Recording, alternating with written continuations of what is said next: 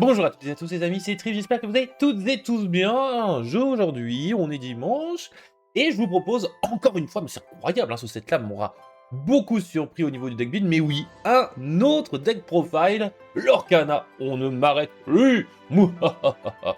Donc aujourd'hui, je vous propose un deck autour des lieux avec une bicolorité que je me suis dit, eh bien pourquoi pas le tenter. Et en vrai, alors il n'est pas excellent, la meilleure version c'est du gris-rouge, avec tout ce qui est Elsa, tout ça. Mais je me suis dit, eh bien pourquoi pas jouer gris, violet, acier, améthyste, steel amethyst, si vous êtes un peu plus à l'aise au niveau de l'anglais. Et en vrai, il tourne assez bien. Alors il n'est pas non plus excellent, mais en vrai, il manque pas grand chose pour qu'il soit pas mal. Et on va rentrer dans le vif du sujet, hein. Alors déjà, au niveau de la curve, comme vous pouvez le voir, c'est là où justement ça pêche un peu, c'est qu'on a beaucoup trop de T4, on a 14 pour 12 T1. Et en plus de ça, les T1, il y en a quelques-uns qui sont pas de bons T1, mais on verra ça justement un peu plus en détail après. Alors, premier lieu, eh bien, le meilleur des lieux dans Violet-Gris va être Zootopie. C'est un très bon starter, c'est surtout pour ça, hein, c'est parce qu'il coûte pas cher, sinon il est nul. Pourquoi? Parce que bon, alors il est en crabe, c'est cool, il n'a que 4 de vie, 1 de l'or, et une fois durant votre tour, lorsque vous déplacez un personnage dessus, vous allez pouvoir piocher, défausser, c'est de la pioche, voilà, gestion de main, c'est sympa, c'est un déplacement. Voilà, c'est un lieu pas trop cher, il vous donne un de l'or, c'est sympa, on va jouer en x4 parce que c'est un T1, et il nous faut des T1. Château de Wyvern, quant à lui, c'est un T2, et il est clairement pas mauvais, puisque c'est un lieu qui va avoir cette fois-ci 5 de vie, 1 de l'or, et les personnages sur ce lieu, et c'est pas une fois par c'est ça qui est bien, c'est que c'est un effet passif, gagnent offensif plus 1, sympa, et résistance plus 1, c'est tout aussi sympa. Un de déplacement dessus, lui aussi on va le jouer en x4, ce sont des lieux, on va devoir optimiser les lieux, comme vous pouvez le voir au-dessus, on va essayer d'avoir à peu près un tiers du deck en lieu. Ça tourne assez bien. Par contre, précision, un tiers de lieu, c'est bien. Le problème, c'est qu'il faut que vous ayez des personnages quand même sur le terrain. Tunnel de l'Illuminarium, ça va être mon T3, enfin un de mes T3, mais un T3, donc un déplacement dessus. 10 de volonté, ça fait plaisir. 1 de l'or, en crabe lui aussi, de toute façon tous mes lieux sont en crabe, et ça aussi ça fait plaisir. Tant que vous avez un personnage sur ce lieu, et bien ce lieu gagne plus 1 de l'or pour chaque autre lieu que vous avez en jeu. Donc il va l'orer à balle, en vrai, hein, c'est ça qui est cool. Il vous faut un personnage dessus, c'est pour cela que justement je vous disais qu'il vous faut des personnages. Mais en plus de ça, tant que vous avez un personnage sur ce lieu, et bien jouer un lieu vous coûtera 1 de moins. C'est quand même pas mal, hein. C'est vraiment bon. J'aime beaucoup le fait qu'on puisse réduire le coût. Le plus cher, ce sera à 4, donc ça fait que ça réduit quand même. Et en plus de ça, on peut jouer Zootopie gratuitement. C'est pour ça que Zootopie, j'aime bien quand même, parce que c'est un petit starter. Franchement, cette carte SR, c'est du x4. Elle est excellente. Et c'est un peu à cause de cette carte-là, pas que, qu'on va jouer lieu en gris, hein. Il y a aussi Château de Wyvern et autres, mais très bonne carte. On va voir le club de Catox. Alors lui, c'est un lieu vanilla, un déplacement, 6 de vie, tout en 3, c'est en gros les mêmes stats que Tunnel de l'Illuminarium, mais il n'a pas d'effet. Alors vous allez me dire, mais pourquoi est-ce qu'on le joue? Alors on va le jouer qu'en 2 fois, parce qu'il quête à 2 le coquin, 2 de l'or. 2 de l'or par tour, c'est excellent. Ça fait penser un peu à Agrabah, tout ça, mais il a plus de vie. Donc autant optimiser Club de Catox, parce que bah il a 6 au lieu de 5, donc ça c'est pas mal, on aime bien. Comme la plante gelée, on va la jouer en 2 fois. Elle, c'est à peu près la même chose, hein. C'est du 3, 1, mais cette fois-ci 4 de vie, 2 de l'or, mais elle a un effet, donc c'est pour ça qu'elle a un peu moins de vie. Lorsque ce lieu est banni, s'il y avait un personnage épuisé sur lui, eh bien renvoyez dans votre main cette carte. Donc c'est assez sympa, ça permet de s'auto-recycler la plante gelée. C'est aussi pour ça que j'ai bien aimé de mettre en violet, parce que vous avez des lieux quand même assez sympas. La plante gelée est très sympa, mais le meilleur, c'est le cercle de pierre, lieu de légende, lieu à 4, 7 de volonté, 3 de déplacement, donnant un de l'or. Et là, vous avez mis 3 de déplacement, c'est quand même cher, monsieur Trick, vous abusez un petit peu. Oui, mais vous allez pouvoir déplacer gratuitement vos personnages épuisés sur ce lieu. Et c'est pas mal en vrai, c'est vraiment pas mal. J'aime beaucoup ce cercle de pierre juste pour son premier effet. Et le deuxième effet est pas des moindres, parce qu'une fois par tour, lorsqu'un personnage est déplacé sur ce lieu, vous gagnez un éclat de l'or, donc c'est gratuit. Vous partez à l'aventure avec un personnage, vous gagnez du lore grâce à ce personnage-là. Il est épuisé, vous le mettez sur le cercle de pierre gratuitement, et vous regagnez un de l'or. C'est sympa, on aime bien, ça va être du x4. Et ça, c'était donc le package lieu. Mais lieu. Maintenant, les cartes qui tournent autour des lieux, et bien on en a pas mal aussi, mais plus en acier. Obligatoire. Tout d'abord, ça va être, eh bien, Givre-sort. Givre-sort, eh bien, c'est un starter, hein. C'est un petit 1 ancrable qu'on va jouer en x4 parce que, bah, il nous faut des starters. Mais c'est mieux de ne pas jouer en terre. Parce que, eh bien, premier effet, choisissez l'un de vos lieux qui ne peut pas être défié jusqu'au début de votre prochain tour. C'est excellent comme effet, mais il vous faut des lieux pour optimiser cet effet-là. Et donc, bah, c'est pour ça qu'on va pas trop l'aimer en terre. Mais pourquoi le jouer? Eh bien, tout simplement, c'est un T1 qui vous dit, bah, vous pouvez faire ça, mais aussi piocher une carte. Donc, en gros, j'ai pas lieu, c'est pas grave, je l'active, je ne protégerai rien, mais je piocherai une carte, donc en vrai, ça permet de vider un peu, d'épurer votre deck. C'est pour ça que je vais jouer en x4. Vers le ciel, quant à elle, c'est une chanson, mais de dingo, comment dire. C'est fou, puisque Vers le ciel, c'est une chanson à 2, ancrable, déplacez gratuitement l'un de vos personnages sur un lieu, ensuite, piochez autant de cartes que le lore de ce lieu.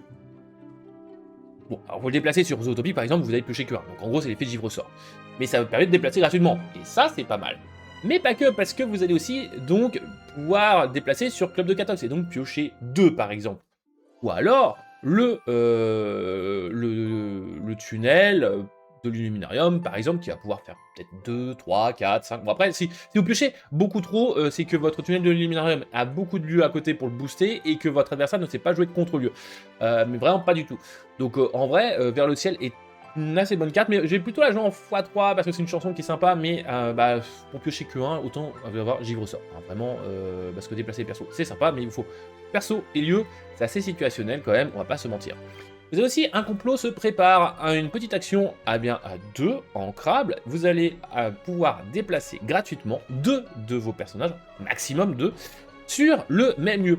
Ce lieu gagne résistance plus 2 jusqu'au début de votre prochain tour. Et oui, je m'appelle Jafar, je vais pouvoir donner des résistances à mes lieux. C'est très sympa. Résistance 2, c'est vraiment cool parce que bah, malheureusement, le problème des lieux, c'est qu'ils n'ont pas non plus des masses de vie. Alors pour un perso, 6 de vie, 7 de vie, c'est bien. Mais c'est un lieu, donc ils vont pas infliger des dommages en retour. Donc en vrai, un complot se prépare, ça permet de protéger un peu vos lieux et justement un peu plus de loré. Donc c'est cool, je vais jouer en x3 lui aussi parce que bah, il vous faut des lieux. Vous allez optimiser en déplaçant dessus. C'est une action, c'est pas une chanson, contrairement à Vers le ciel. C'est pour ça que j'ai fait du 3-3. Certains pourront peut-être faire du 2-4, ce que je peux comprendre. Mais l'avantage de Vers le ciel, c'est que ça fait piocher. Hein. Donc en vrai, voilà. C'est un peu complexe au niveau du ratio de acier. Donc sur ces cartes-là, pour le moment, on n'a pas non plus des masses de bonnes cartes. Et là, donc, c'était les actions. Mais maintenant, on a les persos. Bah oui, on a des persos quand même. John Silver. John Silver, on le connaît bien, c'est le Dreamborn méchant, alien pirate capitaine, qui a été réédité dans Fabuleux, le chasseur de trésors à vie. C'est une en 3, et en 3 de force, 3 de vie, ancrable, carte promo aussi, étant à 1. Ce personnage gagne plus 1 de l'or et résistance plus 1 pour chaque lieu que vous avez en jeu. C'est-à-dire que c'est le même genre d'effet que le tunnel de l'Illuminarium, mais en un peu plus vénère. Parce que là, en plus de ça, vous allez donner la résistance à votre personnage. C'est cool, c'est sympa, on va jouer en x4. Obligatoire dans un deck lieu avec AC. Catox, quant à lui, bah, là, il y a débat, mais l'avantage, c'est que c'est aussi ancrable. C'est de l'ancrable. L'ancrabilité, c'est cool, c'est cool. 3 de force, 4 de vie, coûtant 4, c'est un peu le problème de la carte. Dreamborn méchant, qui est en A2, très sympa, et vos lieux gagnent résistance plus 1. Voilà, on va donner de la résistance à balle au lieu. Le problème, c'est qu'au bout d'un moment, on ne va pas pouvoir optimiser sur toutes les cartes, on ne peut pas donner résistance plus 12, parce que malheureusement, bah, vous n'allez pas avoir toutes les cartes en même temps sur le terrain. C'est un peu pénible, mais c'est comme ça. Hein. Alors, ok, je joue à Catox, je pourrais jouer la porte du club, tout ça, mais en vrai, le problème, c'est que j'ai qu'un seul Catox. Pour le moment, c'est pas une bonne carte, qui peut se jouer gratuitement si vous avez un Catox, tout ça, mais en vrai, si on a d'autres Catox, plus intéressant et moins cher. Là, par contre, on en reparlera. Nous avons aussi, Pocahontas. Pocahontas, voyageuse infatigable. 4 aussi, ancrable. 4 de force, 5 de vie, qui est en A1. C'est une voyageuse, cette princesse héros Dreamborn. C'est-à-dire que chaque fois que ce personnage partira à l'aventure, si vous allez jouer un personnage durant ce tour, donc avant de partir à l'aventure avec Pocahontas, renvoyez dans votre main une carte lieu de votre défausse. Ça recycle. Excellent parce que le but de l'adversaire ça va être de buter vos lieux, donc il va y avoir une bonne défausse remplie de lieux, et donc Pocahontas va vous permettre de recycler. C'est excellent, c'est sympa, on va jouer en x4. Fergus, le bâtisseur d'avant-poste, quant à lui, eh bien, arrive tard, il coûte 10, mais ancrable. Donc en vrai, allez, on va jouer en x4 parce que son effet est dingue. 4 de force, 6 de vie, Dreamborn, mentor et roi. Étant à 2. Bon, vous allez me dire, vu les stats, monsieur Triff, vous allez avoir, si vous la connaissez pas, vous attendez à voir un super effet. Eh bien oui, il a un super effet. Durant votre tour, chaque fois que ce personnage devient épuisé, c'est-à-dire défi, effet, capacité, partir à l'aventure ou autre chose, vous pouvez jouer gratuitement un lieu coûtant 4 ou moins de votre main ou de votre défausse. C'est-à-dire que je pars à l'aventure avec Fergus, je gagne 2 de l'or, effet, je joue n'importe lequel de mes lieux, là, parce qu'ils sont tous coûtant 4 ou moins depuis ma défausse ou ma main. C'est fou. Genre, vous pouvez remettre le cercle de pierre, boum, vous déplacez Fergus gratuitement parce qu'il est épuisé, boum, je regagne un de l'or. C'est dingue ce Fergus. Le gros problème, c'est qu'il coûte 10. Voilà. Tant que ce personnage est sur un lieu, chaque fois qu'un lieu est défié et banni, vous allez pouvoir choisir un personnage et lui infliger 4. Donc ça fait que, bah justement, il va falloir un peu, si vous avez Fergus et un lieu, il va falloir que votre adversaire réfléchisse, fasse des choix, et ça, c'est cool, c'est cool. Le gros problème de ce deck-là, bon, modulo les lieux violets, après c'est choisir la couleur, c'est que bah il faut compléter pour pouvoir lorer. Il va falloir lorer, et comment est-ce qu'on va faire? Eh bien, on va avoir le John Smith. C'est un très bon starter, on va pas se mentir, c'est du 1-1-1, qui étant à 2, non ancrable, j'aime bien. On peut ça, on a la Pocahontas à côté, un petit starter, qui fait référence, voilà, c'est sympa. Mais c'est mon premier non ancrable que je vous présente. Mais on va pas s'arrêter que là, puisque bon, on a de la pioche, on a vers le ciel, on a Givre-sort, mais c'est de la pioche, entre guillemets, conditionnelle. Givre-sort, pas tant que ça. Bon, on se comprend, hein.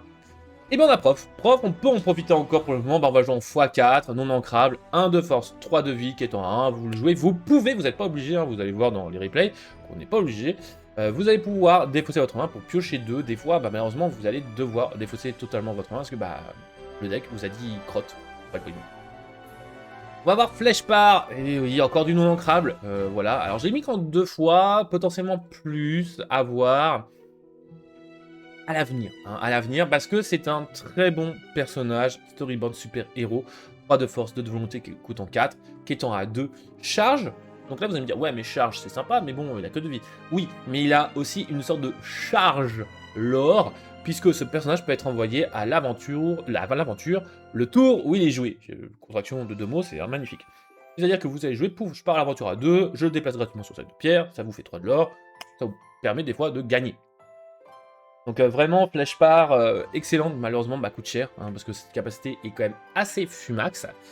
Et la dernière des cartes qui fait que justement je voulais jouer gris-violet, c'est pour un peu de gestion du board adverse. On peut taper, tout ça, mais en vrai la gestion c'est ce qui pose problème au deck. Eh bien j'ai décidé de jouer Hades.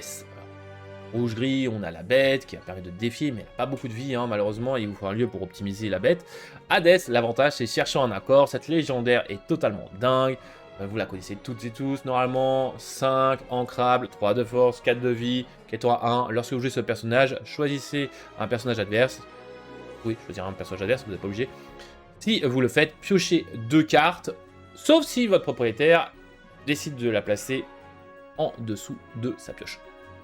En gros, il va avoir le choix de soit il perd une créa, de vous embêter, ou alors il vous fait piocher 2. Ce qui est plutôt pas mal. Piocher 2, la pioche, c'est sympa, on aime bien, on kiffe, c'est pour ça que je vais jouer en x4. Ce qui fait que mon deck, eh bien, il est à 60, hein, 60 cartes, avec 30 personnages, 20 lieux, 10 actions. En vrai, le ratio, je trouve qu'il est assez bon, peut-être baisser un peu les lieux à 18, mais malheureusement, c'est situationnel pour le moment. 10 non ancrables, c'est pour cela que je disais que Flèche part pourrait être un peu plus d'exemplaires, peut-être jouer d'autres gardes non ancrables, j'avoue, clairement. Et le coût moyen vaut à peu près de 3. Donc bon, malheureusement, c'est le Fergus hein, qui va augmenter le cost en encre. Les cartes, principalement acier, hein, quasiment du 50-10 au niveau des encres. Un seul mot-clé qui est charge. Et on va avoir juste le Hades en légendaire. Super rare, bah malheureusement, on a les 4 tunnels, les 4 Fergus et les 2 flèches par, ce qui va coûter un petit peu plus, hein, parce que les cartes sont un peu recherchées quand même, le flèche par. Même si en vrai, je crois que pas tant que ça. Et après, on a des rares, pas mal de rares. Que 2 communes, hein, quand même. C'est rare qu'on ait aussi peu de communes, mais bon, 2 petits clubs de 14 qui partent comme ça. Et 13 peu communes. Hein. C'est vraiment un deck de full rare, quasiment. C'est incroyable. Et à part le prof, eh bien, tout est jouable après rotation. Donc en vrai, c'est cool. Le prof sera remplacé s'il n'est pas réédité ou un exemplaire similaire du prof n'est pas réédité, bah, il sera remplacé.